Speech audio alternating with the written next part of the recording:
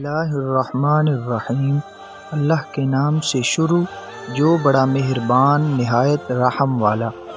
معزز سامعین و حاضرین، السلام علیکم۔ آج کی ہماری حکایت کا عنوان جلووں کی وادی ہے۔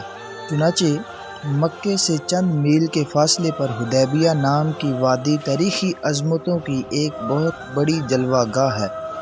عشق و ایمان کی بہت سی جاں فروز کہانیاں اس کے دامن سے وابستہ ہیں۔ کہتے ہیں کہ سرکار دو جہاں 6 ہجری میں اپنے 1500 جانثاروں کے ساتھ طواف کعبہ کی نیت سے مکہ کے لیے روانہ ہوئے۔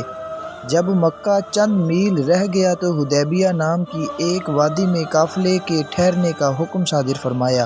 وہیں پر یہ خبر موصول ہوئی کہ کفار مکہ نے طے کر لیا ہے کہ وہ شہر میں داخل نہیں ہونے دیں گے۔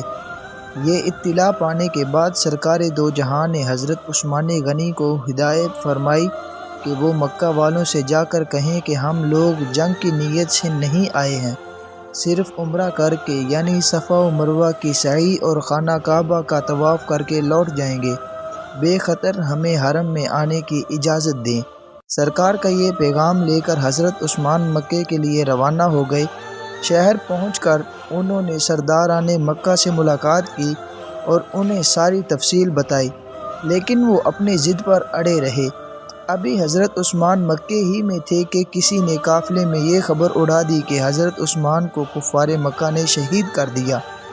اس خبر کے مشتہر ہوتے ہی صحابہ کرام میں سخت اضطراب و ہیجان برپا ہو گیا۔ صحابہ کرام کی بے تابی دیکھ کر سرکار دو جہاں نے ایک درخت کے نیچے سب کو جمع کیا اور اس بات پر ہر ایک سے عہد لیا کہ اگر یہ خبر صحیح ہوئی تو خون عثمان کا انتقام لینے کے لیے جان تک کی بازی لگا دیں گے۔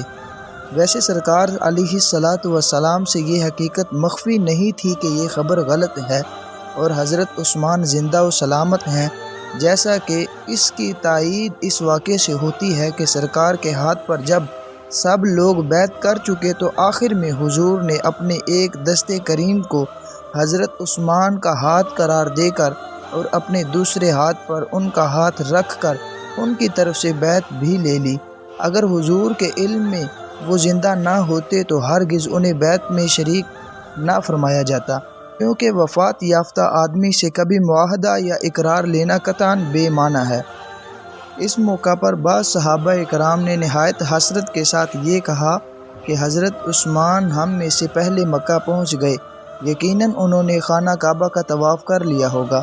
حضور انور کو جب یہ بات معلوم ہوئی تو ارشاد فرمایا کہ ایسا ہرگز نہیں ہو سکتا، عثمان بغیر ہمارے خانہ کعبہ کا طواف نہیں کریں گے۔ صحابہ نے پھر دریافت کیا کہ آخر کون سی چیز انہیں طواف سے مانی ہوگی جب کہ وہ حرم میں داخل ہو گئے ہیں؟ حضور نے جواب دیا، ان کا جذبہ اخلاص کبھی انہیں اجازت نہیں دے گا کہ وہ بغیر ہمارے طواف کر لیں۔ چنانچہ جب حضرت عثمان واپس لوٹے تو صحابہ نے ان سے کہا کہ آپ نے تو خدا کے گھر کا طواف کر لیا ہوگا۔ یہ سن کر ان کا چہرہ سرخ ہو گیا، عشق و ایمان کا جذبہ اخلاص انگ انگ سے پھوٹ پڑا۔ بھرے ہوئے جذبات میں یہ جواب دیا، میرے ساتھ اس سے زیادہ سخت بدگمانی اور کیا ہو سکتی ہے کہ میں بغیر رسول اللہ کے خدا کے گھر کا طواف کر لیتا۔ خدا کا گھر تو پہلے سے موجود تھا، لیکن گھر کی چوکھٹ پر رہتے ہوئے بھی گھر والے سے ہمارا کیا رشتہ تھا؟ عرفان خداوندی کا یہ سارا تقرب تو حضور ہی کا عطا کیا ہوا ہے۔ انہی کے دم قدم سے خدا کے ساتھ ہماری روحوں کا رشتہ وجود میں آیا ہے، بھلا میں انہیں چھوڑ کر کس منہ سے دربار خداوندی کا رخ کرتا؟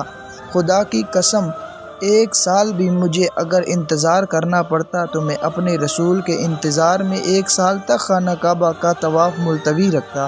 قریش کے سرداروں نے بار بار مجھے اصرار کیا کہ میں خانہ کعبہ تک آ گیا ہوں تو طواف کر لوں، لیکن میں نے ہر بار ان کا انکار کیا۔ اپنے رسول کے بغیر میں ہرگز طواف نہیں کروں گا، چاہے خانہ کعبہ میرے پیش نظر ہی کیوں نہ ہو۔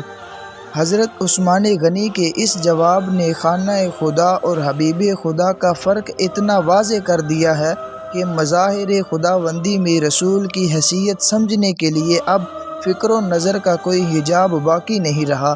اب یہ راز پوری طرح واشگاف ہو گیا کہ خدا شناسی کی منزل میں رسول عربی صلی اللہ علیہ وآلہ وسلم کا مقام عرفان کیا ہے۔ پھر حضرت عثمان کا یہ مشرب کچھ ان کی ذات کے ساتھ خاص نہیں تھا۔ سرکار نے یہ وجہ بتا کر کہ ان کا جذبہ اخلاص کبھی اجازت نہیں دے گا کہ وہ میرے بغیر طواف کر لیں، واضح کر دیا کہ عشق و ایمان کا مزاج ہی یہی ہے۔ آج کی اس حکایت سے ہم نے معلوم کیا کہ کس طرح صحابہ کرام رسول اللہ صلی اللہ علیہ وسلم سے اپنی جانوں سے بھی بڑھ کر محبت کرتے تھے اور اپنے آپ کو تب تک اپنی محبوب چیزوں سے روکے رکھتے تھے جب تک کہ ان محبوب چیزوں تک حضور نہ پہنچ جائیں، جیسا کہ آپ نے اس واقعے میں بھی ملاحظہ کیا کہ کس طرح حضرت عثمان مکہ مکرمہ میں پہنچ کر بھی طواف نہیں کرتے، اس وجہ سے کہ ابھی ہمارے جو پیارے نبی ہیں وہ مکہ مکرمہ میں نہیں پہنچے، ابھی تک انہوں نے عمرہ نہیں کیا۔ یعنی صحابہ کرام ہر طرح سے سرکار علیہ الصلاۃ والسلام سے محبت کرتے تھے اور ان کے لیے اپنے آپ کو ہمیشہ حاضر رکھتے تھے۔